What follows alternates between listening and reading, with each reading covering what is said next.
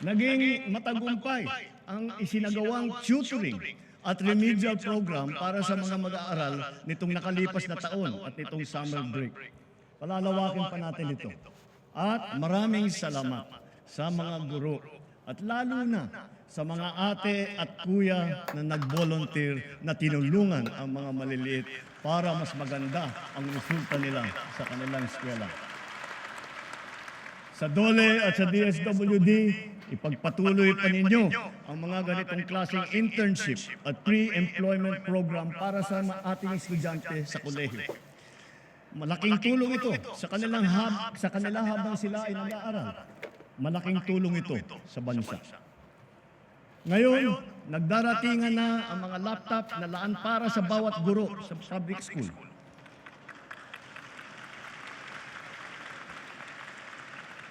Tiniyak natin na walang anomalya sa pagbili ng mga laptop na ito.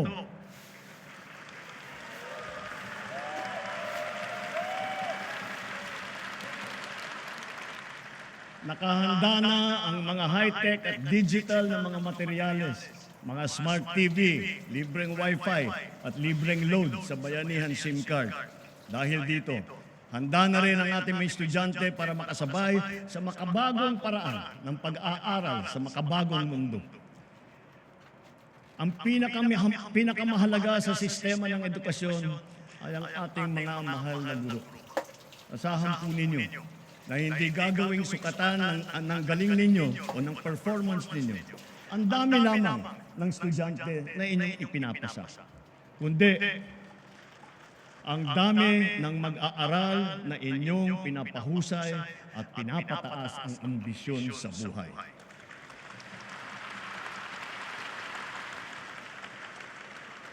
Hindi tayo tumitigil maghanap ng mga paraan upang pag-aanin kahit paano ang inyong pasanin sa araw-araw. Nagdagdag tayo ng 60,000 teaching item at nakapagbigay pa ng trabaho para sa ating mga lisensyadong guro. Tinanggal na natin ang halos 100 dokumentong kailangan ninyong atupagin noon na wala namang kinalaman sa inyong pagturo. Gagawin na rin nating digital ang mga natitira pang papel na kailangan ninyong asikasuhin.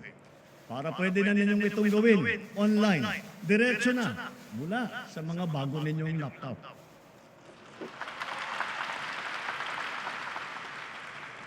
At ngayong school year na ito, makakatanggap na kayo ng kabayaran para sa inyong teaching overload at para sa inyong overtime.